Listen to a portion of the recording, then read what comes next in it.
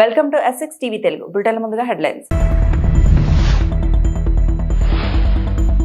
జనసేన పదవి బాధ్యత కార్యక్రమంలో పవన్ కళ్యాణ్ కీలక వ్యాఖ్యలు.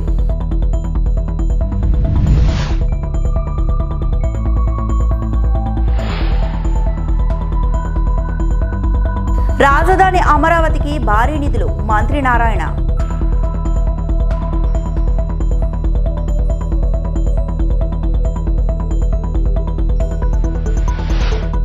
సింహాచల ఆలయాన్ని సందర్శించిన భారత మహిళా క్రికెట్ జట్టు.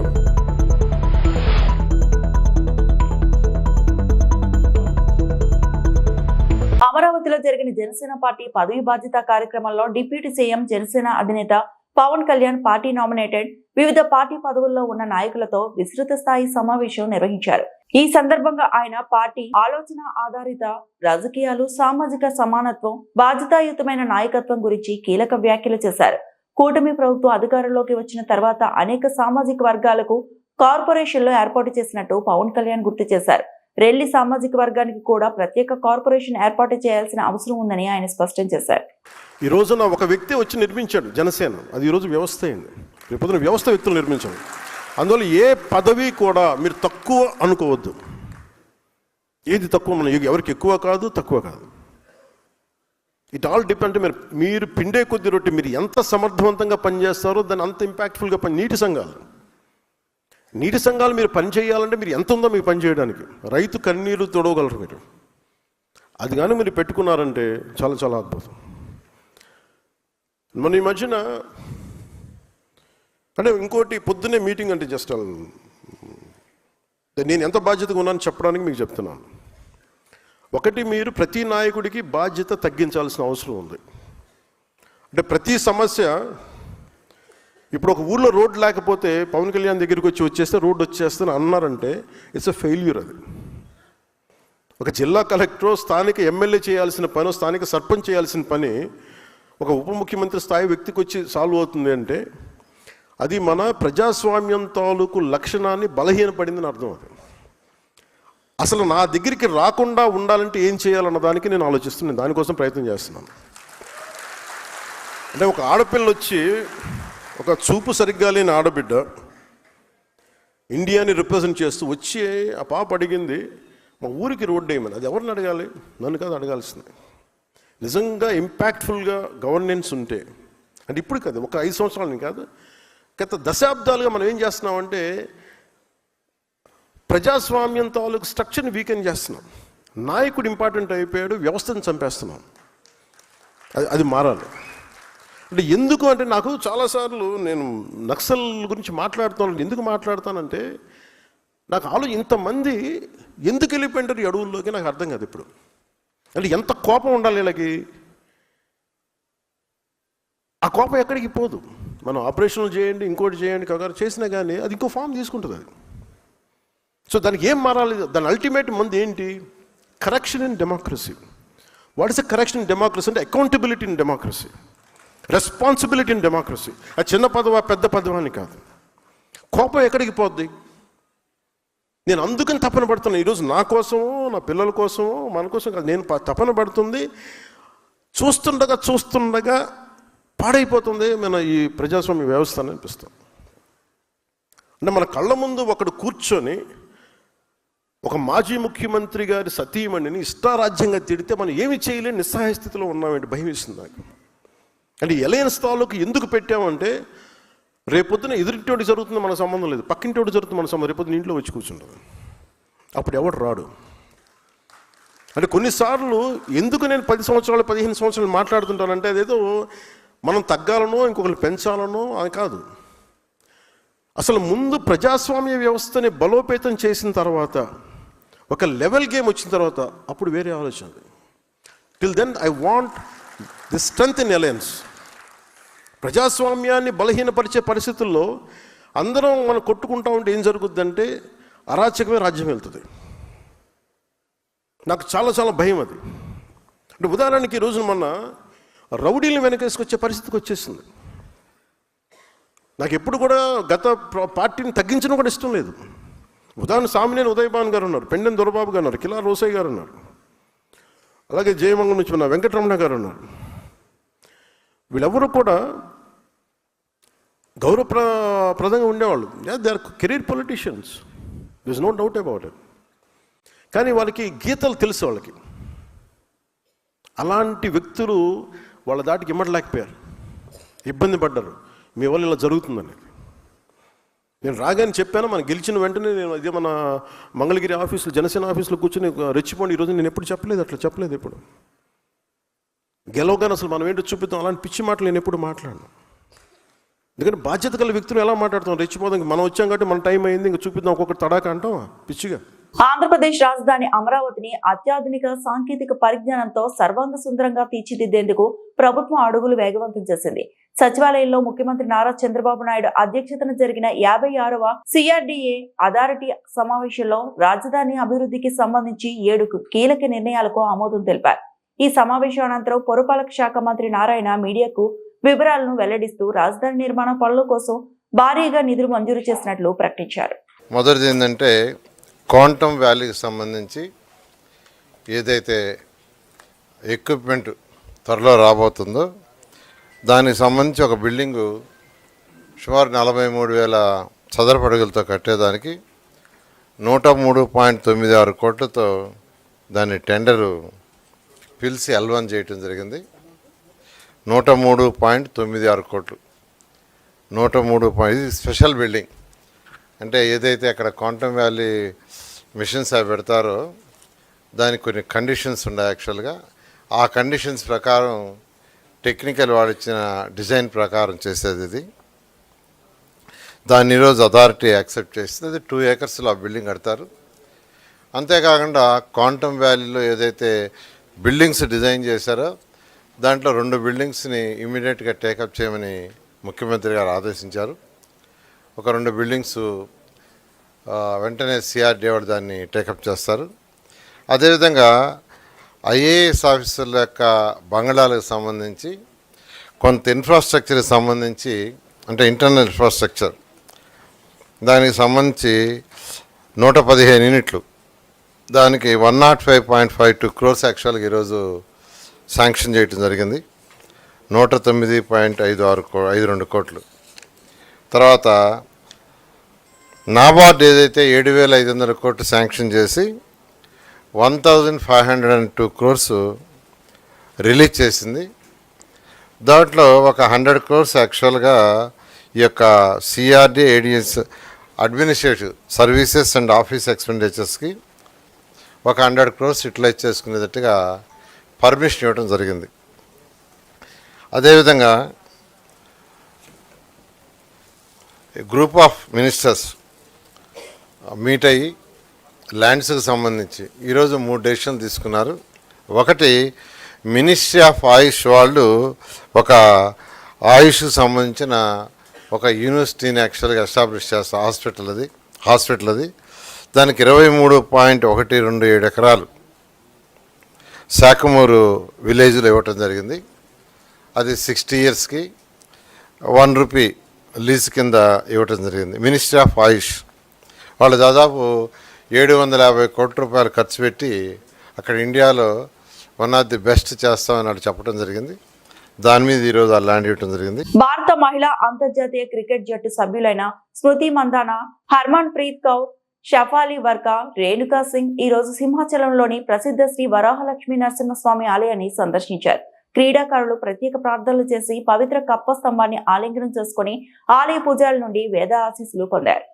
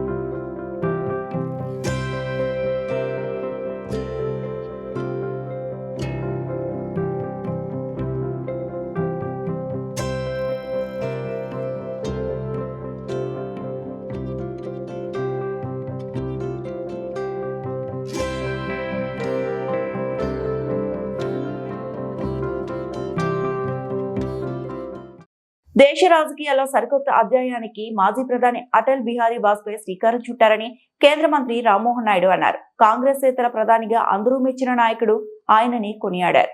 పశ్చిమ గోదావరి జిల్లా భీమవరంలో భాజపా ఆధ్వర్యంలో నిర్వహించిన అటల్ మోదీ సుపరిపాలన యాత్ర ర్యాలీలో రామ్మోహన్ పాల్గొన్నారు. అనంతరం నిర్వహించిన సభలో ఆయన మాట్లాడారు. చాలా ఆనందంగా ఉంది. మొన్ననే బాధపడ్డాను. 19వ తేదీన ఇదే రకమైన యాత్ర, ఇదే విగ్రహ ఆవిష్కరణ నా జిల్లా అయినటువంటి శ్రీకాకుళం జిల్లాలో ఏర్పాటు చేస్తే వాజ్పేయి గారికి నాకు ఉన్నటువంటి సంబంధం, ఎర్రన్నాయుడు గారి త్రూ వచ్చినటువంటి ఆ సంబంధం కానీ, అలాగే వాజ్పేయి గారిని ఒక యువ నాయకుడిగా స్ఫూర్తిగా తీసుకొని పనిచేసేటటువంటి విధానంలో నేను ఆ కార్యక్రమానికి అటెండ్ అవ్వలేకపోతున్నాను. ఎక్కడో మనసులో కొంత బాధ ఉండేది. 19వ తేదీన రాష్ట్ర ముఖ్యమంత్రి వర్యులు ఢిల్లీ వచ్చారు. అలాగే పార్లమెంటు ఒక పక్కన జరుగుతుంది. అలాంటి సందర్భంలో నేను వెళ్ళలేకపోయానని చెప్తే మాధవ్ గారు కూడా ఢిల్లీ వచ్చిన తర్వాత ఏ బెంగా లేదు, మీరు ఎక్కడికి రాష్ట్రంలో వచ్చినా సరే బ్రహ్మాండంగా జరిపించే బాధ్యత మేము తీసుకుంటామని భీమవరంకి ఆయన మళ్ళీ శ్రీనివాస్ వర్మ గారు ఆహ్వానించిన తర్వాత మళ్ళీ ఆనందంగా మీ అందరిలో పాల్గొనడానికి ఈరోజు ప్రత్యేకంగా ఢిల్లీ నుంచి వచ్చి మళ్ళీ ఇక్కడ నుంచి మళ్ళీ ఢిల్లీ వెళ్తున్నాను. అటువంటి ఈ భీమవరంలో అటల్ బిహారీ వాజ్పేయి గారి తాలూకా కార్యక్రమంలో ఇప్పుడే మనం సభలో మాట్లాడినటువంటి వ్యక్తులందరినీ కూడా చూసాం. ఒక్కొక్కరు కూడా ఆయన తాలూకా జీవిత చరిత్రని ఒక హిస్టరీలో భాగంలో ఒక పాఠంలో మన అందరి ముందు చెప్పారు. ఎంత స్ఫూర్తిదాయకంగా వాళ్ళ తాలూకా కార్యక్రమాలు, వాజ్పేయి గారి తాలూకా కార్యక్రమాలు చెప్పారు. ప్రతి ఒక్కరూ ఈరోజు రాజకీయాలతో సంబంధాలు ఉన్న వాళ్ళం, రాజకీయ నాయకులుగా ఎదగాలనుకునే వాళ్ళం, ప్రజాస్వామ్యానికి బాధ్యులుగా ఉన్న వాళ్ళం, ప్రజాస్వామ్యాన్ని కాపాడుకొని ప్రజలకి మేలు చేయాలని క్షణం కూడా కృషి చేస్తున్నటువంటి వాళ్ళం. మన అందరికీ కూడా నిత్య స్ఫూర్తి ప్రదాత అటల్ బిహారీ వాజ్పేయి గారు అనేది మరొకసారి తెలియజేసుకుంటున్నాను. ఈరోజు మన భారత ప్రధానమంత్రి నరేంద్ర మోదీ గారి తాలూకా ఆధ్వర్యంలో భారతదేశం ప్రపంచంలోనే ఒక ఉన్నతమైనటువంటి దేశంగా ఈరోజు కీర్తించబడుతుంది. ఏ దేశాలకు వెళ్ళినా సరే ప్రతి ఒక్కరు కూడా మేము భారతదేశం నుంచి వచ్చామనంటే తలెత్తుకొని సెల్యూట్ చేసేటటువంటి పరిస్థితి ఈరోజు మన దేశానికి వచ్చిందనంటే దానికి కారణం నరేంద్ర మోదీ గారు అనేది కూడా తెలియజేస్తున్నాను. అయితే అది గత 11 సంవత్సరాలు నరేంద్ర మోదీ గారు చేసినటువంటి కృషి ఎంత ఉన్నా సరే ఆ రోజు విత్తనం, ఆ రోజు ఆ పునాది వేసినటువంటి నాయకుడు మహానుభావుడు అటల్ బిహారీ వాజ్పేయి గారు అనేది మనం అందరం గుర్తు చేసుకోవాలి. ఆయన కేవలం రాజకీయాల్లోనే నాయకుడు కాదు, ఒక రాజనీతిజ్ఞుడు. రాజకీయాలనంటే కేవలం అధికారం సంపాదించుకోవడం కాదు, ప్రజాస్వామ్యం. అనంతపురం నగరంలో అడ్వకేట్స్ వెల్ఫేర్ సొసైటీ ఆధ్వర్యంలో సోమవారం ఉదయం ర్యాలీ కార్యక్రమాన్ని నిర్వహించారు. ఈ సందర్భంగా కూటమి ప్రభుత్వం అధికారంలోకి 18 నెలలు గడుస్తున్నా న్యాయవాదులకు అందిస్తామన్న 10,000 రూపాయలు ఇప్పటి వరకు అందించలేదని, దీంతో న్యాయవాదులపై కూటమి ప్రభుత్వం తీవ్ర నిర్లక్ష్యమైన వైఖరిని ప్రదర్శిస్తుందని వారు ఆవేదన వ్యక్తం చేశారు. గత ప్రభుత్వ హయాంలో కేరళ తరహాలో లా నేస్తం పేరుతో జూనియర్ అడ్వకేట్ల వృత్తిలో కొనసాగేందుకు లా నేస్తం పథకాన్ని అమలు చేయడం జరిగిందన్నారు. కానీ ఆనాడు ప్రతిపక్షంలో ఉన్న ప్రస్తుత కూటమి ప్రభుత్వ నేతలు జూనియర్ లాయర్లకు 5,000 రూపాయలు ఏమాత్రం సరిపోవటం లేదని 10,000 చేసి అందిస్తామని హామీ ఇచ్చారన్నారు.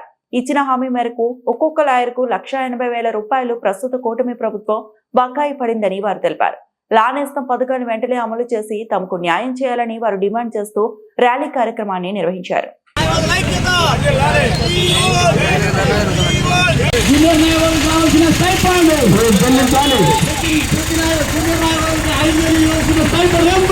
అనంతపురం అడ్వకేట్స్ వెల్ఫేర్ సొసైటీ ఆధ్వర్యంలో వివిధ న్యాయవాద సంఘాలు, అనంతపురం బార్ అసోసియేషన్ యొక్క మద్దతుతో జూనియర్ న్యాయవాదులకు లానేస్తం అనేటువంటి పథకాన్ని గతంలో అమలులో ఉండేది.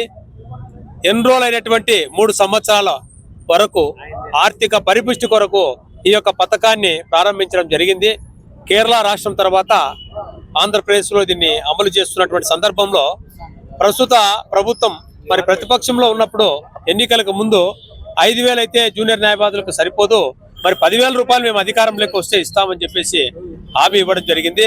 కానీ ఈరోజు 5,000 పథకాన్ని కూడా పూర్తిగా బంద్ చేసి అలాగే 10,000 రూపాయల పథకం ఇప్పటి వరకు అమలు చేయనందున జూనియర్ న్యాయవాదులకు లానేస్తం పథకం ఏదైతే ఉందో దాన్ని తక్షణమే అమలు చేయాలని చెప్పేసి ఈరోజు అన్ని మన న్యాయవాద సంఘాలు, బార్ అసోసియేషన్ మళ్ళీ అందరి సహకారంతో ఈరోజు ఈ యొక్క కార్యక్రమం నిర్వహించడం జరుగుతూ ఉంది. ముఖ్యంగా లానేస్తం అనేటువంటి పథకం ఈరోజు ఎందుకు అడుగుతున్నామంటే ఈ వద్దు మరి కోర్టులో చూస్తూ ఉంటే అనేక రకాలైనటువంటి ఇబ్బందులు ఈరోజు జూనియర్ న్యాయవాదులు ఎదుర్కొంటున్నారు. అది ముఖ్యంగా ఏదైతే వకాలత్ ఉందో అవన్నీ కూడా పోలీసులు వాళ్ళకి నచ్చినటువంటి కొంతమందికే వాటిని రెఫర్ చేస్తూ ఒక మాఫియాగా తయారైపోయి జూనియర్ న్యాయవాదులకు నోట్లో దుమ్ము కొడతా ఉన్నారు. దీని ద్వారా జూనియర్ న్యాయవాదులు వృత్తిలోకి వచ్చి మరి జీవనం గడించడానికి కూడా ఇబ్బందులైనటువంటి పరిస్థితుల్లో మరి గ్రామీణ ప్రాంతాలకు మరి బడుగు బలహీన వర్గాలు ఈ వృత్తిలో కొనసాగలేక వెళ్ళిపోతా ఉన్నాయి.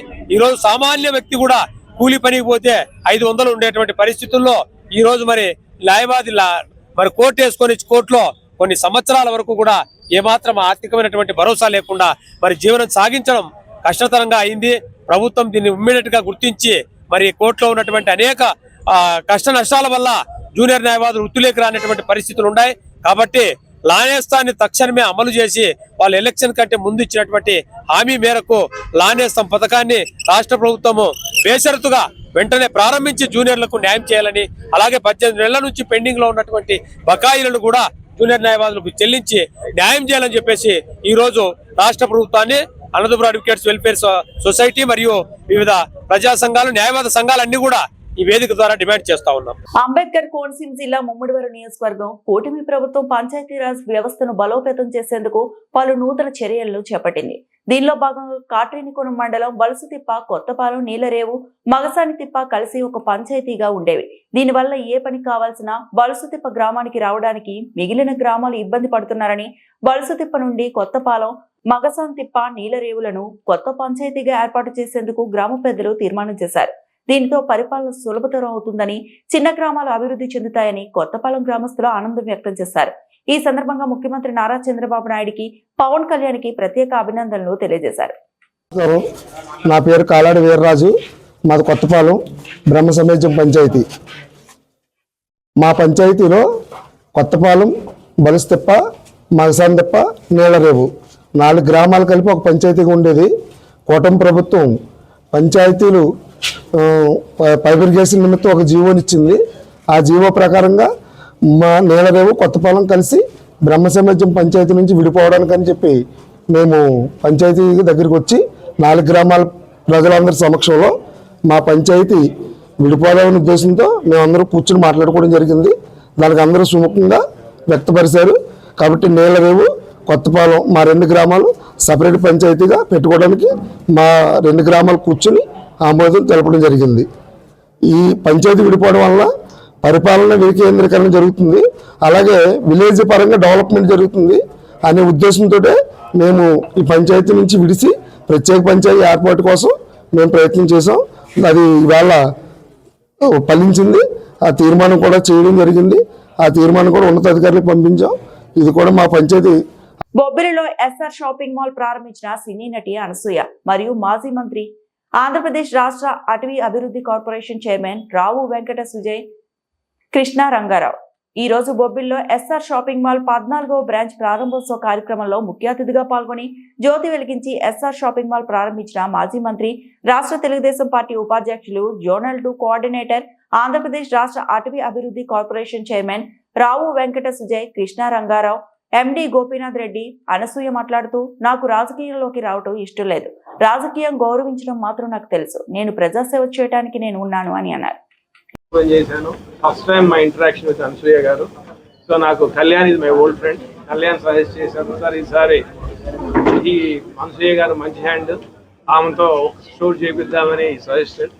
సో లెట్స్ మా కూడా రాబోయే రోజుల్లో మీ ఇంతకుముందు చెప్పుకున్నాను, we're going to Karnataka and Rayalaseema అన్ని చోట్లకి వెళ్తున్నాను. కాబట్టి మీ యొక్క సపోర్ట్ అవసరం. అలానే ఈ బ్రాండ్ ఇంతకుముందు చెప్పుకున్న ఉత్తరాంధ్రలో పుట్టిన బ్రాండ్, గాజువాకలో చిన్న షోరూమ్గా స్టార్ట్ అయిన 20 సంవత్సరాల క్రితం ఈరోజు అక్రాస్ ఆంధ్రప్రదేశ్ 14 బ్రాంచ్లు చేయగలిగినామంటే ఈ ప్రాంత ప్రజల యొక్క సపోర్ట్తో ఇంతవరకు వచ్చాం. ఇక గివింగ్ మైక్ ప్రసాద్ నన్ను ఏమన్నా యూ వాంట్ అడ్రస్. అలానే మా ఎల్డర్ బ్రదర్ ప్రసాద్ రెడ్డి గారు, one of the director, and one more director Keshav Reddy గారు, ఈ పర్చేసింగ్ డైరెక్టర్. కార్తిక్ గారు మీకు పరిచయం చేయాల్సిన అవసరం లేదు, అండ్ ఉదయ్ ఈజ్ మా chief operating officer. So directly I'm hand over mic to the Anasuya garu. ముందుగా నేను నమస్కారం బొబ్బిలి. చాలా అంటే నేను మర్చిపోయాను ఎనర్జీ ఎలక్ట్రిఫైయింగ్గా ఎలా ఉంటుందో, మళ్ళీ బొబ్బిలి గుర్తు చేసింది నాకు. చాలా చాలా ధన్యవాదాలు బొబ్బిలి ప్రజలకి ఇంత మర్చిపోలేని స్వాగతం పలికినందుకు. ఎస్ఆర్ షాపింగ్ మాల్కి వారి 14వ స్టోర్ బొబ్బిలిలో గ్రాండ్ లాంచ్ చేస్తున్నందుకు, అలాగే నాకు కూడా తద్వారా. అండ్ ఆ తర్వాత మీడియా ప్రతినిధులు, electronic and print media, you guys are very important. And ఆ ఇంపార్టెన్స్ని మీరు నిలబెట్టుకుంటూనే చాలా ఓపిక్గా మా ఎస్ఆర్ షాపింగ్ మాల్ 14వ స్టోర్ గ్రాండ్ లాంచ్ బొబ్బిలిలో కవర్ చేయడానికి ఇంత ఓపికతో, ఇంత ప్రశాంతంగా కవరేజ్కి వచ్చినందుకు thank you so much. And Gopinath garu చెప్పినట్టు this is my first association with SR shopping mall. But అంతకుముందు మీ అందరిలాగే నేను చాలా మంచి మాటలు విన్నాను ఎస్ఆర్ షాపింగ్ మాల్ గురించి. I was looking forward to the association. And మొత్తానికి ఎవరైనా పిలిపించుకోవాలి అంటారు, సో ఆ రకంగా జరిగింది. Thank you for making me a part of your journey sir. And congratulations Prasad గారు అండ్ గోపినాథ్ గారు అండ్ కేశవ్ గారు, ఆల్సో ఉదయ్ గారు అండ్ కార్తిక్ గారు. Thank you for joining us today.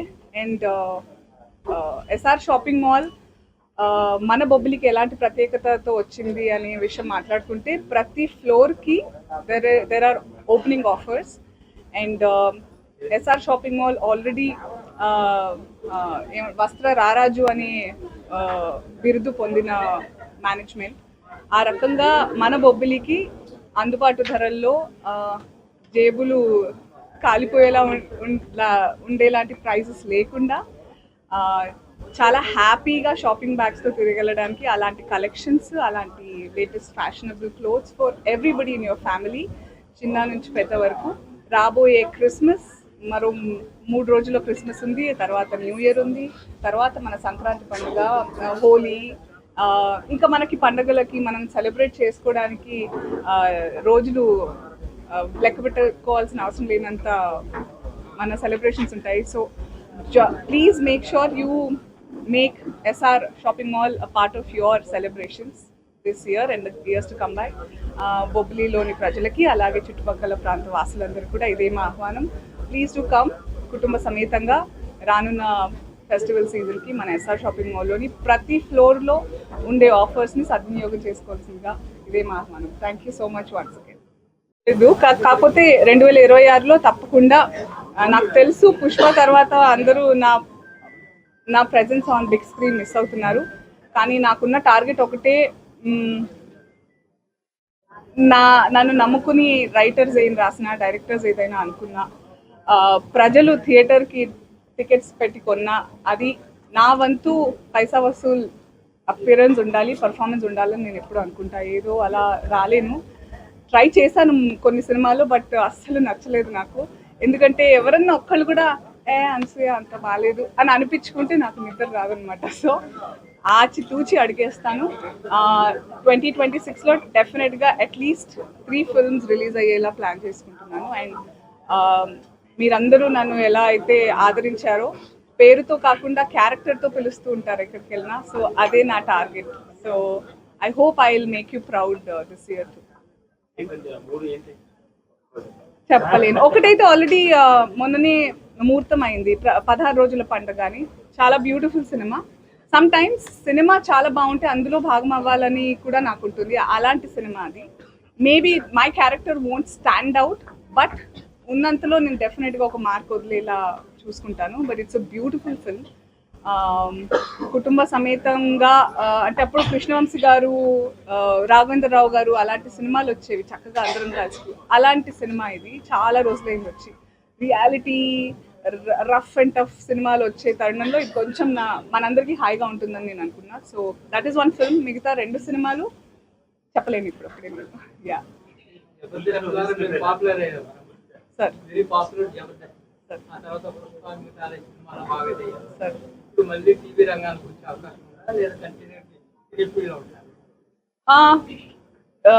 ఇప్పుడు ఏంటంటే నాకు ఈ వార్తలు ఇంతటితో సమాప్తం.